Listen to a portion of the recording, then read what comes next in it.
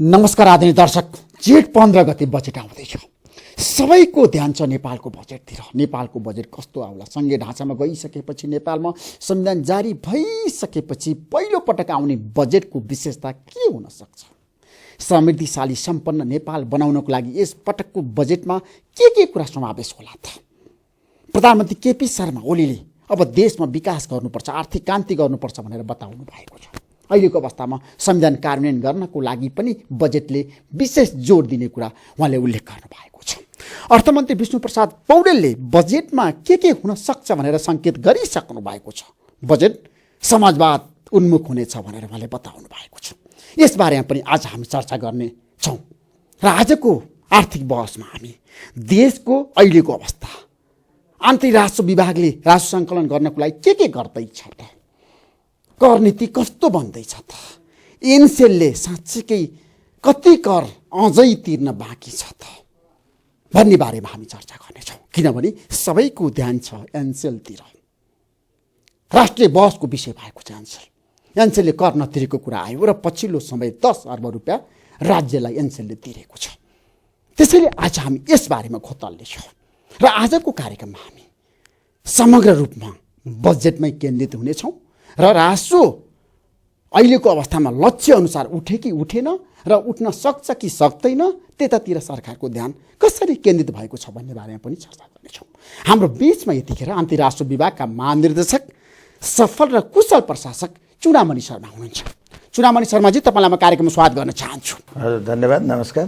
2073 साल जुन एउटा लक्ष्य आन्तरिक राजस्व विभागले प्राप्त गरेको थियो, त्यो लक्ष्य अनुसार तपाईहरूले राजस्व सङ्कलन गर्न सक्नु भयो कि भएन र अहिलेको राजस्व अवस्था कस्तो छ त? आर्थिक वर्ष 2072-73 चालु छ। अझै 2 महिना, करिब 2 महिना बाँकी छ। जेठ र असार बाँकी छ र यहाँलाई थाहा छ आर्थिक वर्ष 2072-73 को नेपालको कुल राजस्व सङ्कलनको लक्ष्य 475 अर्ब तोकिएको छ र त्यो 475 अर्ब मध्ये अहिले 2073 वैशाख मसान्तसम्मको लक्ष्य र प्रगतिको अवस्था अहिले हामीले विश्लेषण गर्नु जरुरी छ। अहिलेसम्म 375 अर्बको सङ्कलनको लक्ष्य तोकिएको थियो र 375 अर्बमा चाहिँ 350 अर्ब राजस्व सङ्कलन भएको छ र यसबाट हामी बुझ्छौँ राजस्वको ग्याप अहिले पनि 25 अर्ब रहेको छ।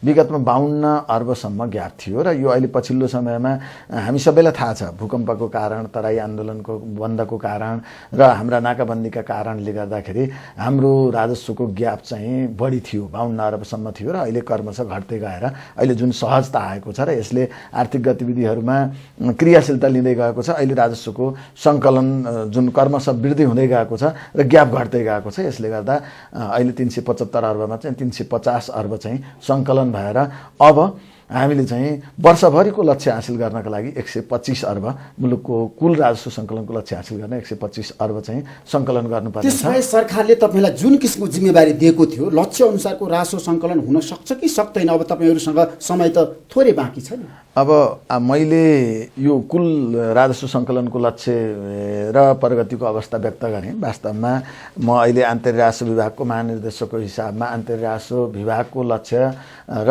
यस लक्ष्य अनुसारको प्रगतिको बारेमा भन्नु उपयुक्त हुन्छ। खास गरी आन्तरिक राजस्व विभागको यस वर्षको चाहिँ आर्थिक वर्ष 72-73 को कुल लक्ष्य भनेको 195 अर्ब हो र वैशाखसम्म 73 वैशाखसम्मको लक्ष्य भनेको 150 अर्ब हो र 150 अर्बको राजस्व सङ्कलनको लक्ष्यमा 156 अर्ब अर्थात् लक्ष्यको तुलनामा 104% वैशाखसम्म हामीले सङ्कलन गरिसकेका छौँ। आन्तरिक राजस्व विभागको पाटो हेर्ने हो भने हामीले अहिले लक्ष्यभन्दा बढी, विगतमा चाहिँ हाम्रो 10 अर्ब ग्याप थियो, अहिले त्यो 10 अर्बलाई पनि उछिनेर ग्यापलाई चाहिँ पुरा गरेर अहिले 6 आजको दिनमा तपाईहरुले सफलता प्राप्त गर्नुभयो। आन्तरिक राजस्व विभागले वैशाखसम्मको लक्ष्यको तुलनामा 104% राजस्व सङ्कलन गरेको छ, अर्थात् 150 अर्बको लक्ष्यमा 156 अर्ब सङ्कलन गरिसकेको अवस्था। किनभने 2072 साल नेपाल र नेपालीको लागि अत्यन्त कठिन वर्षको रूपमा पनि उल्लेख भएको छ। तपाईँलाई थाहा छ, महाभूकम्प गयो, विनाशकारी, त्यसले धेरै जनधनको क्षति पुर्यायो। त्यसपछि संविधान आयो, नाकाबन्दी भयो र देशमा आर्थिक स्थिति अत्यन्त जटिल बन्यो, जर्जर बन्यो भनेर अर्थविदहरूले भनिरहँदाखेरि तपाईँले चाहिँ जुन किसिमको जिम्मेवारी पाउनु भएको थियो त्यो पुरा गर्नको लागि तपाईँलाई अप्ठ्यारो आएन? चुनौतीपूर्ण यात्रामा हुनु न। लक्ष्य कार्यक्रम र कार्य सम्पादन भनेको जहिले पनि चुनौतीपूर्ण नै हुन्छ। जिम्मेवारी भनेको चुनौतीपूर्ण नै हुन्छ र ती चुनौतीपूर्ण जुन जिम्मेवारी छ त्यसलाई प्रभावकारी ढङ्गले विभिन्न शासकीय साझेदारहरूको समन्वयमा आफ्नो एउटा प्रशासनिक मार्गदर्शनको आधारमा र सबै निकायहरूको जुन प्रचलित कानुन प्रचलित मार्गदर्शनको आधारमा आफ्नो एउटा व्यावसायिक कार्ययोजनाका साथ हामी अगाडि बढ्यौँ। त्यसैले आज जुन किसिमको हाम्रो लक्ष्य थियो त्यो लक्ष्य चाहिँ अगाडि हामीले फुलफिल गरेका छौँ, त्यसलाई प्राप्ति गरेका छौँ र वर्षभरिको जुन लक्ष्य छ असारसम्मको त्यो लक्ष्य चाहिँ हामी पुरा गर्छौँ। त्यसतर्फ हामी प्रतिबद्ध छौँ र त्यसतर्फ हाम्रा व्यावसायिक गतिविधिहरू हाम्रा योजनाहरू कार्यक्रमहरू पनि त्यही हिसाबले अगाडि बढेका छन्। उद्योग धन्दा ठप्प छ, बन्द छ, उद्योगपतिहरूको गुनासो छ, कर तिर्ने अवस्था छैन, अनि तपाईँले जसरी अहिलेको अवस्थामा छ नि लक्ष्य अनुसारको राजस्व कसरी सङ्कलन गर्नुभयो त? यो व्यावसायिक रूपमा हामीले समष्टि रूपमा मुलुकको समग्र आर्थिक स्थिति होस् अथवा सामाजिक सम्पूर्ण स्थितिलाई चाहिँ समष्टिमा विश्लेषण गर्नु जरुरी छ। हो, आज कतिपय उद्योग धन्दाहरू बन्द भएको अवस्था छ, केही उद्योग धन्दाहरू रुग्ण अवस्थामा पनि छन् र हामीले यी सबै परिस्थितिहरूलाई विचार गरेर नै राजस्वको लक्ष्य तय गरिएको हुन्छ। र अर्को चाहिँ व्यवसायीहरूले भनिरहनु भएका केही कुराहरूलाई राज्यले व्यवस्थापन पनि गरेको छ। रुग्ण उद्योगहरूका लागि विशेष व्यवस्था गरेको छ र उद्योग कल कारखानाहरू सञ्चालनका लागि सरकार पनि दत्तचित्त छ, व्यवसायीहरू पनि उहाँहरूले पनि त्यही हिसाबले अगाडि बढ्नु भएको छ। र त्यसका बावजुद पनि हामीले चाहिँ समग्र आफ्नो कर प्रशासनको जुन इफोर्ट छ, करदाताको सहभागिता छ, शासकीय साझेदारहरूको सहयोग छ र हाम्रा अहिले बढोत्तरी भएका जुन आर्थिक क्रियाकलापहरूमा आएको बढोत्तरी छ, जुन विस्तार हुँदै गएको छ, यी सबै कुराहरूको परिणामस्वरूप र हामीले पछिल्लो समयमा ल्याइएका जुन राजस्व सङ्कलन अभिवृद्धि गर्नका लागि, कर प्रणाली सुधार गर्नका लागि ल्याइएका हाम्रा पछिल्ला कार्यक्रमहरू जुन हामी सूचना प्रविधिलाई आत्मसात गरेर अगाडि बढ्यौँ, कर सहभागिता बढाउनका लागि गयौँ, नागरिक सचेतना, कर सचेतना अगाडि बढाउनका लागि गयौँ र जुन अहिले एउटा आर्थिक व्यावसायिक गतिविधिको वातावरण मुलुकभित्र लगानी मैत्री वातावरणको अवस्था सिर्जना भएको छ। मुलुकमा एउटा राजनीतिक निकास भएर अब आर्थिक समृद्धि र क्रान्तितर्फ चाहिँ मुलुक अगाडि बढेको अवस्था हो। यी सबै कुराहरूको समष्टि रूपबाट नै यो लक्ष्य भएको छ। लक्ष्य अनुसारको राजस्व उठेको छ, लक्ष्य धेरै पीडा छ नि, दुःख छ नि उद्योगपति व्यापारीहरूको। तपाईँलाई थाहा छ उनीहरूको गुनासाहरू तपाईँ कहाँ पनि आएको छ नि? हो, एउटा नागरिकले, एउटा व्यावसायिक समूहले, नागरिक समाजले, कुनै व्यक्तिले चाहिँ राज्य गार्जियन हो, राज्य समक्ष, गार्जियन समक्ष, आफ्नो अभिभावक समक्ष आफ्ना समस्याहरू, आफ्ना दुखेसाहरू, पिरमर्काहरू स्वाभाविक रूपमा अगाडि बढाउनु चाहिँ त्यसलाई हामीले स्वीकार्य गर्छौँ र सराहनीय पनि हो, स्वाभाविक पनि हो। र ती कुराहरूलाई, गुनासाहरूलाई सुनेर, त्यसलाई बुझेर र त्यसलाई समाधान गर्नेतर्फ राज्य अगाडि बढिरहेको छ। यो निरन्तर प्रक्रिया पनि हो। गुनासाहरू, पिरमर्काहरू, समस्याहरू जहिले पनि यसपटक कर तिरे, कर तिरिरहनु भएको छ, तिर्नुहुन्छ र यदाकदा कुरा पनि सुनिन्छ नि बेला बेलामा। कतिपय उद्योगपतिहरूले अहिलेको अवस्थामा हामी कर तिर्न सक्दैनौँ भनेर तपाईँलाई भनेको कुरा पनि आउँछ बाहिर।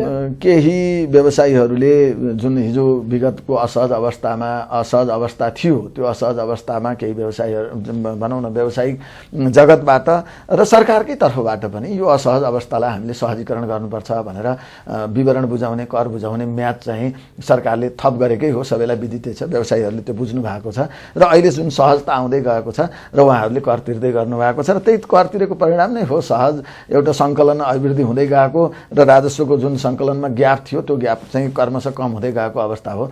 त्यो कर तिर्नु भएको छ। करदाताहरूको सङ्ख्या बढ्यो यसपटक, करदाताको सङ्ख्या त क्रमशः बढिरहेको छ। करदाताहरूले राम्रोसँग कर तिरे भनेर तपाईँ सङ्कल्प गर्न सक्नुहुन्छ अहिलेको अवस्थामा? करदाताहरूले राम्रोसँग कर तिरिरहनु भएको छ र यदि कुनै किसिमका कमी कमजोरीहरू छन् भने त्यसलाई सुधार गर्दै गएको अवस्था पनि हो र सुधार गर्दै पनि हुनुहुन्छ र केही ढङ्गमा, केही रूपमा चाहिँ कर चुहावटका कुराहरू, कर छलीका कुराहरूका सन्दर्भमा चाहिँ अनुसन्धान जाँचबुझ गर्ने र त्यसलाई करको दायरामा ल्याउने र सुधारको मार्गमा लैजाने काम पनि राज्यबाट भइरहेको हुन्छ। ती प्रवृत्तिहरू यदाकदा भइ नै रहन्छन्। त्यसैले नियमन प्रक्रिया र कर प्रशासनको एउटा आफ्नो जागरुकता, सक्रियता र कर सम्बद्ध पक्षहरूको सहभागिता अभिवृद्धि गर्ने क्रममा चाहिँ जहिले पनि दत्तचित्त भएर प्रशासन अगाडि बढिरहनुपर्छ, बढिरहेको अवस्था। त्यसमा अहिले मुलुकले अवलम्बन गरेको कर नीति कस्तो छ र त्यसमा केही समस्याहरू देख्नु भएको छ? के कस्ता सुधारहरू आवश्यक छ? अहिले पछिल्लो समयमा जब हामी आर्थिक यो मुलुकमा प्रजातान्त्रिक तथा लोकतान्त्रिक शासन पद्धति सुरु भयो र स्वाभाविक रूपमा, राजनैतिक रूपमा, सामाजिक रूपमा, आर्थिक रूपमा चाहिँ एउटा उदारीकृत व्यवस्था हामीले अवलम्बन गऱ्यौँ र त्यसैको परिणामस्वरूप 2050 को दशकदेखि नै हामीले आर्थिक उदारीकरणका नीतिलाई अख्तियार गर्दै आयौँ। आर्थिक उदारीकरणकै नीति अन्तर्गत चाहिँ कर प्रणालीमा पनि हामीले सुधार गर्दै गयौँ र कर नीतिमा सुधार गऱ्यौँ। विशेषतः पछिल्लो समयमा भएको अहिले चाहिँ कर प्रणालीको अहिले हामीले अवलम्बन गरिरहेको भनेको स्वयं कर निर्धारण पद्धति नै हो। करदातालाई नै प्राथमिकता दिएर, करदातालाई नै विश्वास गरेर, उहाँहरूलाई नै पहिलो जिम्मेवार बनाएर उहाँहरूले आफ्नो लेखा आफै राख्नुहुन्छ, आफ्नो कर आफै निर्धारण गर्नुहुन्छ, प्रचलित कानुन बमोजिम लाग्ने दर उहाँहरूले प्रचलित कानुन बमोजिमका आधारमा सम्पूर्ण हिसाब उहाँहरूले घोषणा गर्नुहुन्छ र तोकिएको समयमा कर दाखिला गर्नुहुन्छ। यो सबैभन्दा मूलभूत पक्ष हो। तर पछिल्लो समय हाम्रो कर नीतिको कुरा गर्दाखेरि समय सापेक्ष भएन, सबल भएन, सूक्ष्म भएन र जनताको साँच्चीकै करको सम्बन्ध छ नि। आजको दिनमा कर तिर्नुपर्छ भन्ने जनमत छ, तर पनि त्यसलाई समयानुकूल तपाईँहरूले अगाडि बढाउन सक्नु भएन भने जनगुनासो त आएको छ नि। हामी सुधार चाहन्छौँ जहिले पनि। म सुधारको पक्षमा नै अगाडि बढ्छु र हामी सबैको चाहना पनि त्यही हुनुपर्छ। जब जब हामी कर प्रणाली सुधारका कुरा गरिरहन्छौँ र हामीले यी कुरालाई अगाडि बढाइरहेका छौँ, यसलाई मैले सकारात्मक रूपमा लिन्छु। यी आवाज आउनुपर्छ, आवाज आइरहन्छन्, किन सुधार निरन्तर प्रक्रिया हो। एउटा अन्तहीन यात्राका रूपमा हामीले चाहिँ यसलाई अगाडि बढाइरहनुपर्छ र यसको कुनै स्टप, कुनै एउटा फुल स्टप, पूर्ण विराम लाग्ने अवस्था हुँदैन। र कर प्रणालीमा अहिले भएको विषयवस्तुमा हामीले कानुनहरू पूर्ण रूपमा अहिले नयाँ कानुन निर्माण गरेका छौँ। आन्तरिक राजस्व विभागभित्रका जुन आयकर ऐन, मूल्य वृद्धि कर ऐन, अन्तशुल्क ऐन होस् अथवा छैन भन्सारतर्फ होस्, जुन हाम्रो भन्सार ऐन, भन्सार नियमावली होस्, अथवा अहिले पछिल्लो समयमा सम्पत्ति शुद्धिकरण अनुसन्धान विभाग अन्तर्गतको सम्पत्ति शुद्धिकरण निवारण हो, यी आर्थिक क्षेत्रमा र यससँग सम्बद्ध अन्य ब्याङ्किङ, बिमा र अन्य औद्योगिक व्यवसायसँग सम्बन्धित ऐन कानुनहरूलाई समयानुकूल ढङ्गले आधुनिकीकरणतर्फ हामीले अहिलेको पछिल्लो अभ्यास, संसारभरि जे अभ्यास चलेको छ ती प्रचलित अभ्यासहरूलाई आधार बनाएर आधुनिकीकरण गर्दै गएका छौँ। कर नीति साँच्चीकै अब आजको दिनमा छ नि, गाउँमा, नगरमा र प्रदेशमा पुग्दाखेरि कस्तो हुनुपर्छ? अहिले सबैभन्दा ठुलो कुरो त अहिले हामीलाई अवसर पनि छ, चुनौती पनि छ र यो एउटा ऐतिहासिक एउटा वर्षको रूपमा पनि हामीले यसलाई लिन्छौँ र लिइरहेका छौँ। सम्माननीय प्रधानमन्त्रीज्यू, माननीय अर्थमन्त्रीज्यूबाट बेला बखतमा उद्घोष भएको छ। सरकारबाट विभिन्न आफ्ना नीति तथा कार्यक्रमहरू, सरकारको नीति तथा कार्यक्रम स्वीकृत भइसकेको अवस्था पनि छ। त्यसमा पनि धेरै कुरा आएका छन्। अहिले मुलुकले एउटा सङ्घीय संविधान चाहिँ प्राप्त गरेको छ। सङ्घीय संविधान अब हामीले प्राप्त गरिसकेपछि त्यो संविधानको पूर्ण कार्यान्वयन गर्ने र अब राजनैतिक एउटा चाहिँ क्रान्ति तथा राजनीतिक उपलब्धि हासिल भइसकेको अवस्थामा अब हामी आर्थिक उपलब्धि तथा क्रान्तितर्फ अगाडि बढ्नुपर्नेछ र मुलुकलाई आर्थिक समृद्धितर्फ लानु छ। त्यसैले मलाई लाग्छ यो वर्षको बजेट, सरकारको नीति तथा कार्यक्रम जुन आइसकेको अवस्था, स्वीकृत भइसकेको अवस्था हो, त्यो अवस्थाबाट हामी त्योबाट निर्देशित भएर हामीले हेर्नुपर्ने हुन्छ र त्यसैले अहिलेको बजेट, अहिलेको सन्दर्भमा चाहिँ हामी मुलुकको समग्र आर्थिक समृद्धि कसरी हासिल गर्न सकिन्छ, कुरा गर्दाखेरि सङ्घीय ढाँचामा जान्छ अब कर। यो त अहिले हामीले सबैभन्दा मूलभूत पक्ष हामीले संविधानको कार्यान्वयन गर्नु नै हो।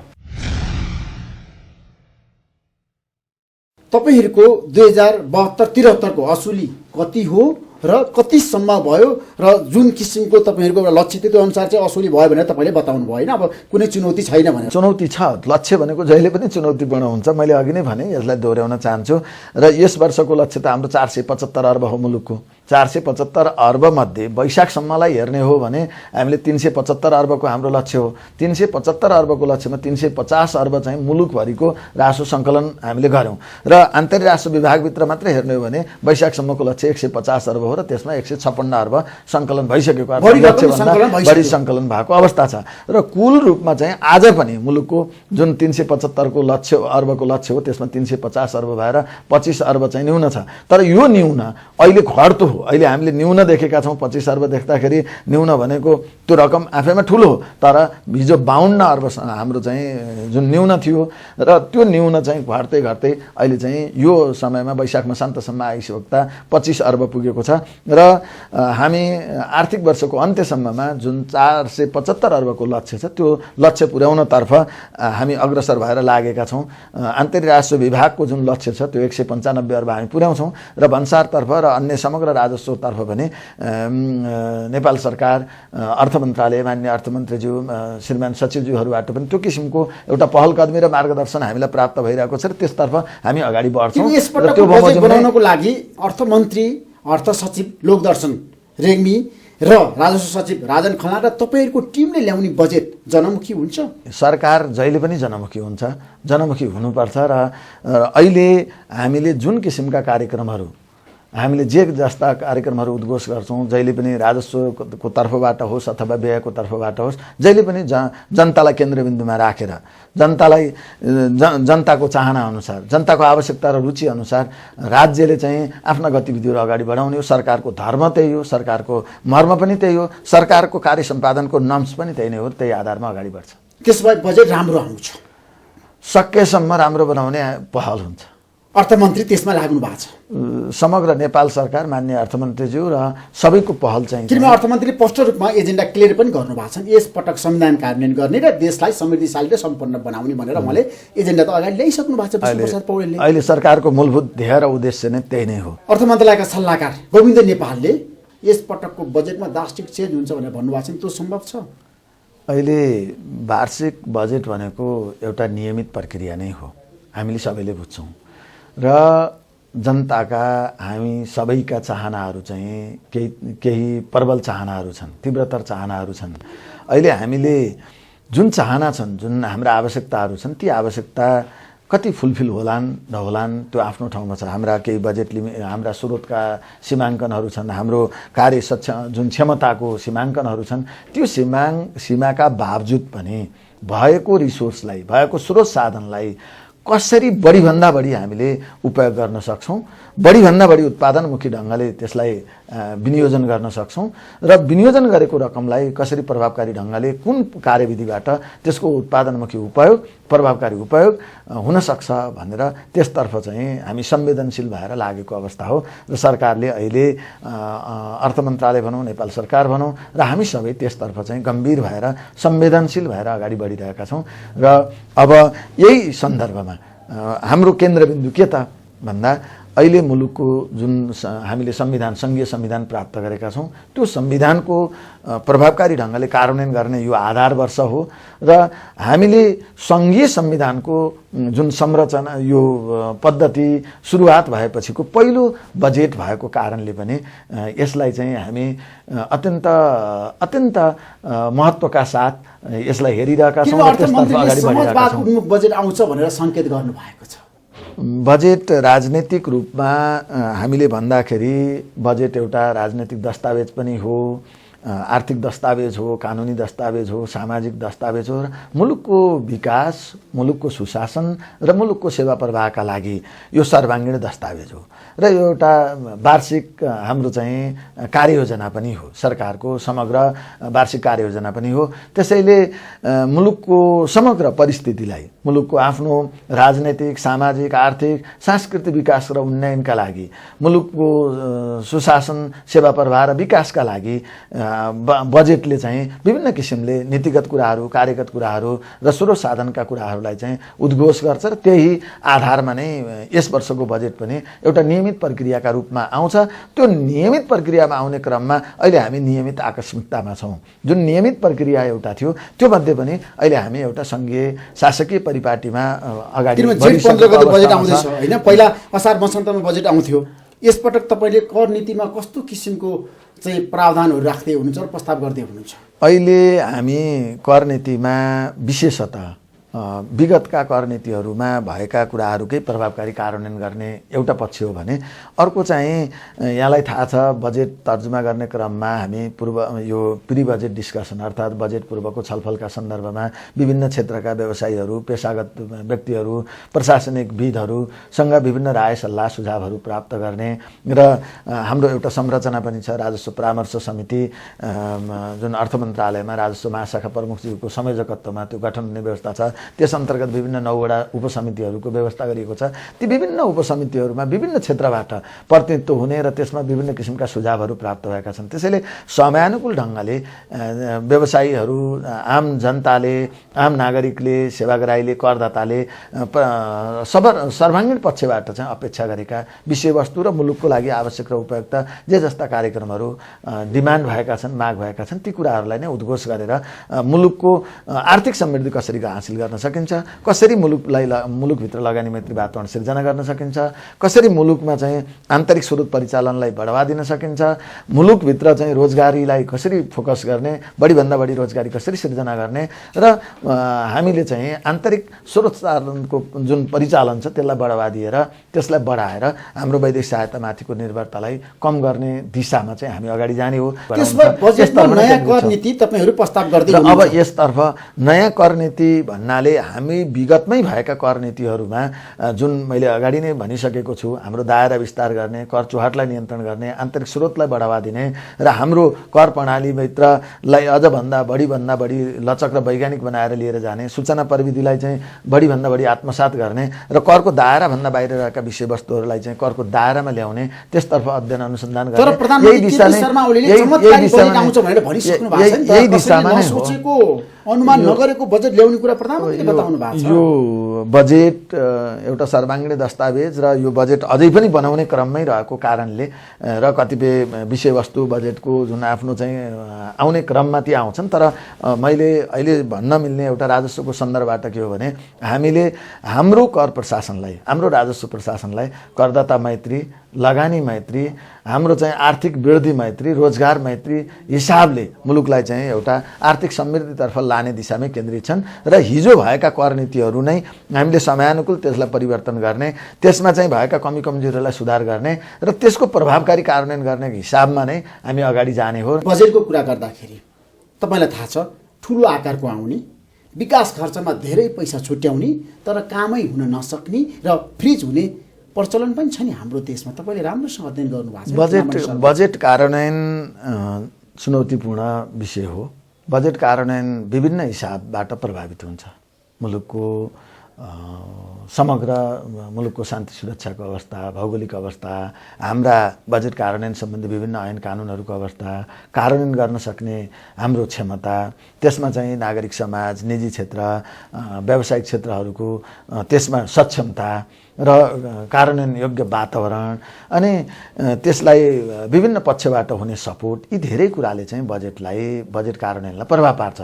त्यसैले यी सबै कुरा जहाँ छन्, जहाँ कमजोरी छन् ती कमजोरीलाई सबलतातर्फ लैजाने, जहाँ चुनौती छन् त्यसलाई अवसरतर्फ लैजाने र अब हिजोका दिनमा के कारणले बजेट कार्यान्वयन भएन, कहाँ के कुराहरूले गर्दाखेरि के कमी कमजोरीले गर्दा भयो भनेर त्यसको विश्लेषण गरेर यस वर्ष ती प्रावधानहरूलाई सच्याउँदै, ती कमजोरीहरूलाई सच्याउँदै वास्तविक रूपमा चाहिँ कार्यान्वयन योग्य, कार्यान्वयनमुखी र जनमुखी बजेट लिएर जानुपर्छ भन्ने दिशामै अहिले सरकार चाहिँ अगाडि बढिरहेको छ। किन अर्थविदहरूले आज पनि रिपोर्टर्स क्लब नेपालमा के भन्नुभएको छ भने बजेटको आकार ठुलो नहोस्, कार्यान्वयन गर्न धेरै गाह्रो हुन्छ भनेर। तर अर्थमन्त्रीले र अर्थ मन्त्रालयले जसरी यतिखेर बजेट बनाउनको लागि आफूलाई क्रियाशील र सक्रिय बनाएको छ, करिब 10 खर्बको बजेट आउँदैछ भनेर भनिन्छ। त्यो बजेट आजको दिनमा हाम्रो देशको लागि आवश्यक छ। बजेट मुलुकको विकासको लागि, मुलुकको पुनर्निर्माण, नवनिर्माण र मुलुकमा जुन किसिमले अहिले सङ्घीय जुन संविधानको कार्यान्वयनका लागि हामीलाई त्योभन्दा पनि बढी स्रोतको खाँचो छ। तर स्रोतको खाँचो हुँदैमा त्यो परिपूर्ति पनि हुँदैन, त्यसको उपयोग पनि हुँदैन। त्यसैले हामी संवेदनशील हुनुपर्ने कुरा के हो भने हाम्रो सामर्थ्य, हाम्रो स्रोत सङ्कलन गर्ने सामर्थ्य र सङ्कलित र विनियोजित गरेको स्रोतको प्रभावकारी उपयोग गर्ने सामर्थ्य र हामी सबैको आवश्यकता, यी सबै कुरालाई चाहिँ र परिस्थितिलाई मध्यनजर राखेर बजेट अगाडि बढ्ने हो। त्यसैले बजेटको आकार ठुलो पनि राम्रो होइन, सानो पनि राम्रो होइन, ठिक्कको आकार हामीलाई उपयुक्त हुन्छ र त्यो आवश्यक छ।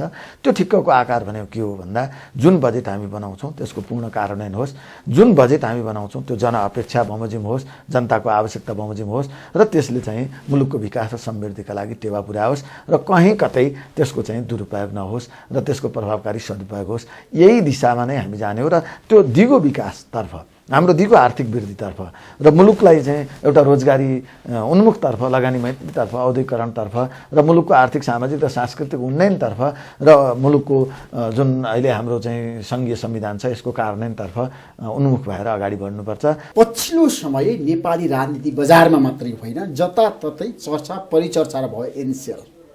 यो खास के हो एनसेल र एनसेलले कर तिरेको छ कि छैन र तपाईँहरूले कर तिराउनको लागि पहल गर्नुभएको हो कि होइन?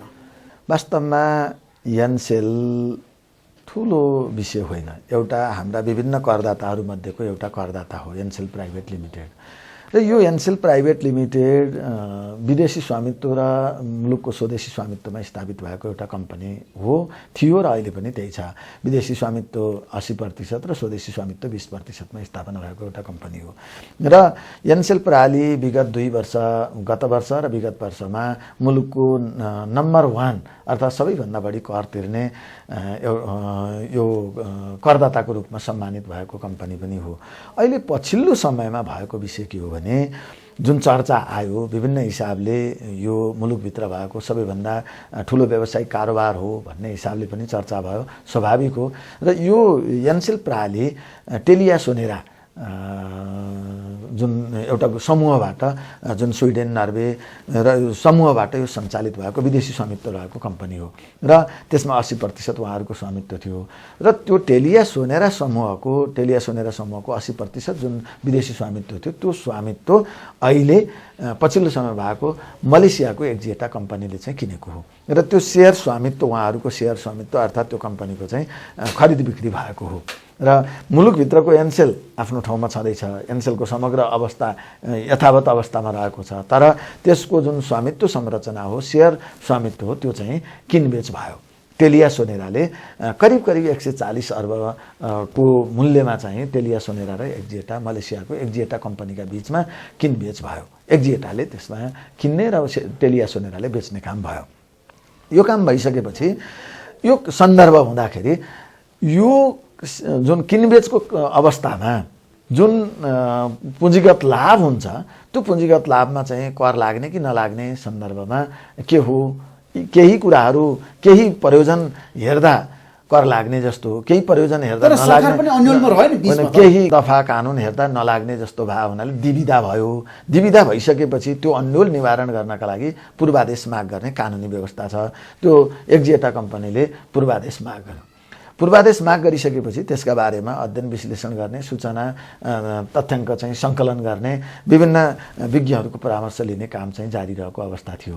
र सामान्यतया पूर्वादेश दिइसकेपछि 45 दिनभित्र एउटा निर्णय दिने र 45 दिनभित्र निर्णय भएन भने त्यसको अतिरिक्त समय लाग्यो भने त्यही हिसाबले निर्णय हुने र समयमा निर्णय भएन, समयमा निर्णय हुन सकेन वा निर्णय भएको कुरामा चित्त बुझेन भने राष्ट्र न्यायाधिकरण समक्ष वा प्रशासकीय पुनरावलोकनका लागि चाहिँ अन्तर्राष्ट्रिय विभागका महानिर्देशक समक्ष पुनरावलोकनका लागि वा न्यायिक उपचारका लागि पुनरावेदन गर्ने कानुनी व्यवस्था छ। र त्यो व्यवस्थाका बावजुद अनि यो विषयमा उहाँहरूले चाहिँ टेलिया सोनेरा र एक्जिएटाको जुन एउटा समझदारी विकास भएको थियो किनबेच गर्ने, त्यो यथार्थमा आयो। जुन बेला यो एनसेलका बारेमा जुन किसिमले मैले एउटा परिवेश सहित यहाँलाई भन्न खोजेको कुरा के हो भने एनसेलको त्यो सन्दर्भ रहँदाखेरि उहाँहरूको पहिला त समझदारी किनबेच गर्ने समझदारी मात्रै थियो। भनेको किनबेच हुँदैछ भन्ने एउटा किन्ने पक्षले चाहिँ विभिन्न शर्त राखेर यो अर्थमा किन्छु र बेच्नेले यो अर्थ भयो भने बेच्छु भन्ने नै शर्त हुन्छ। त्यही आधारमा उहाँहरू अगाडि बढिरहेको अवस्थामा कर प्रशासनको पाटो कहाँ हो भने जब कारोबार सम्पन्न हुन्छ त्यसपछि कर प्रशासनको पाटो सुरु हुन्छ।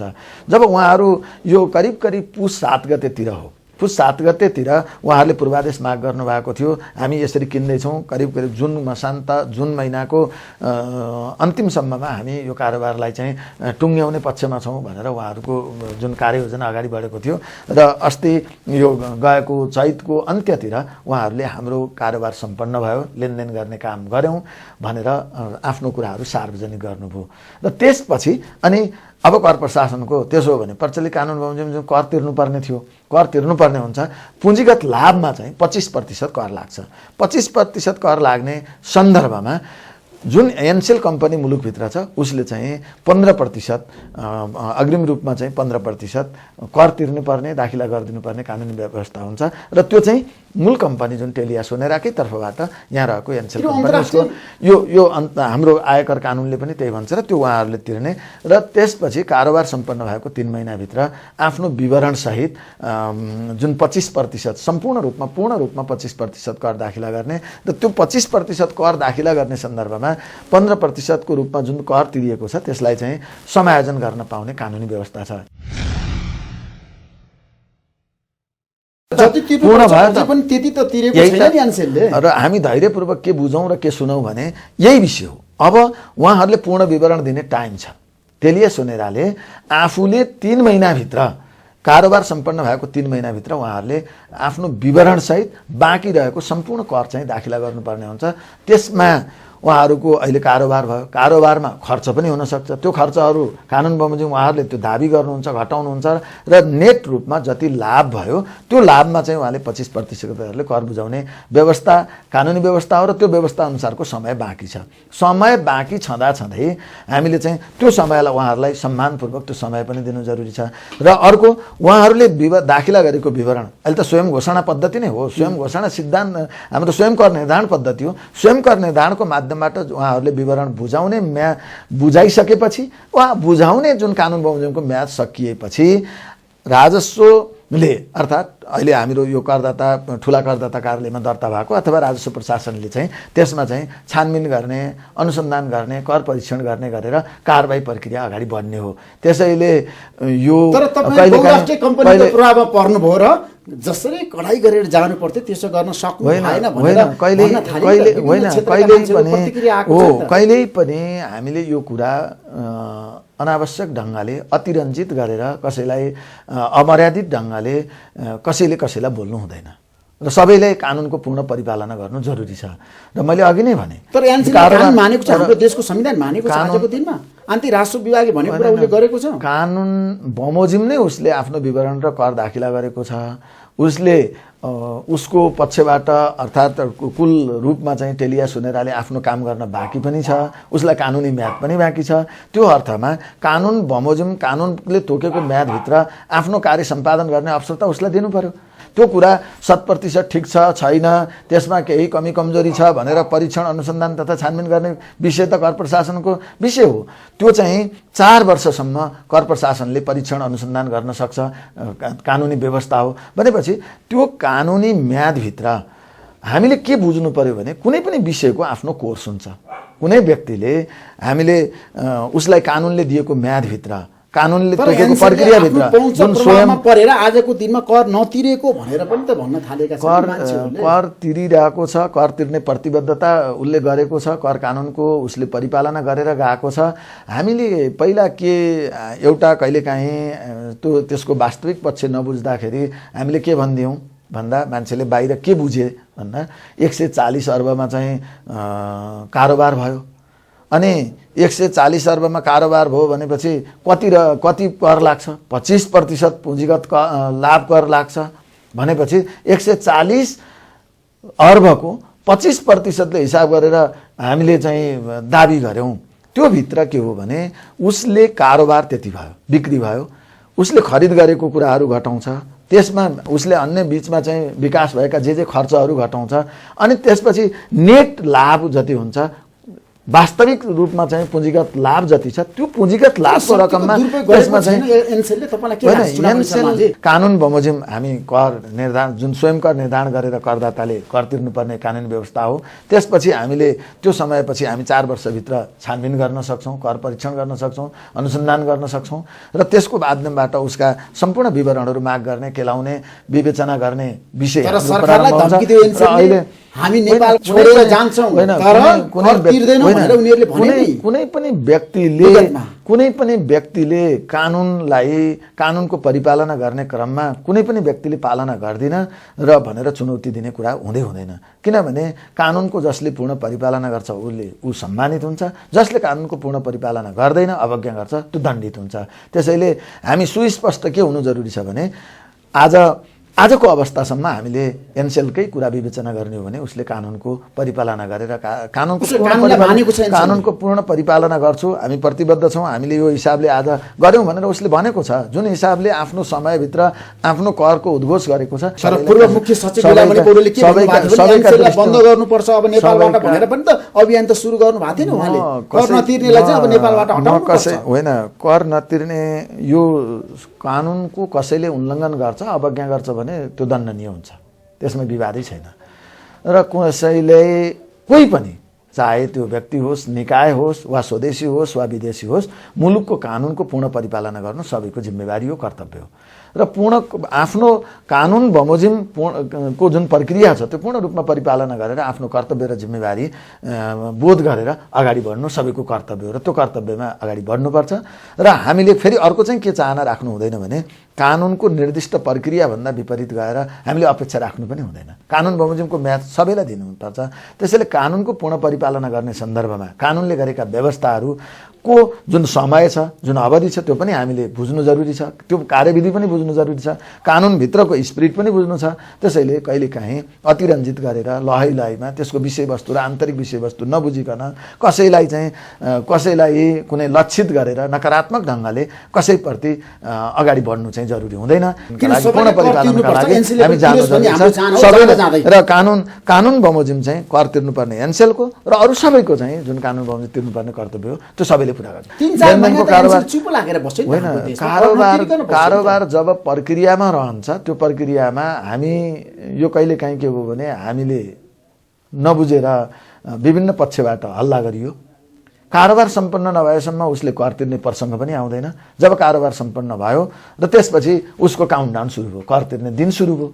कर तिर्ने दिन सुरु भएपछि कर तिर्ने जुन अन्तिम सीमा थियो त्यो समय सीमा थियो, त्यो अन्तिम समय सीमा परिपालना गरेर ऊ आफ्नो विवरण घोषणा गरेर कर तिर्न आयो।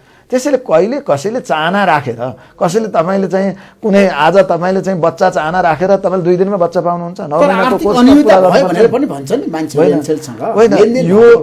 यो मान्छेले कसैले के भने भन्ने विषय होइन। आज मुलुकभित्र उहाँहरूले घोषणा गर्नुभएको छ, अझै पनि टाइम बाँकी छ। त्यसपछि कर प्रशासन छ, कर प्रशासनले गरेका काम उप त्यसपछि पनि अरू विभिन्न किसिमले चाहिँ त्यसको सुपरिवेक्षण अनुगमन भइरहन्छ। त्यसका बारेमा सबै पक्षहरूले चाहिँ हेरिरहेको विषय हो। त्यसैले हल्लामा अनि कार्य प्रक्रिया सम्पन्न नभइसकेको अवस्थामा अनावश्यक ढङ्गले चाहिँ अतिरञ्जित हिसाबले कुरा गर्नु यो निरर्थक हुन्छ र यो शोभनीय पनि हुँदैन। उसमा तपाईँ आजको दिनमा एनसेलले तिर्ने पैसा जसरी पनि तिराउनुहुन्छ। हामीले प्रचलित कानुन बमोजिम कुनै पनि हालतमा प्रचलित कानुन बमोजिम लिने रकम जे जति राजस्व हुन्छ त्यो 1 पैसा पनि छोड्दैनौँ। प्रचलित कानुन बमोजिम बाहेक कुनै पनि करदातालाई 1 पैसा पनि हामी अतिरिक्त कर चाहिँ लगाउँदैनौँ। थ्याङ्क यू सो मच चुनावी समाजमा जुन समय दिनुभयो तपाईँलाई म धेरै धेरै धन्यवाद दिन चाहन्छु। हजुर।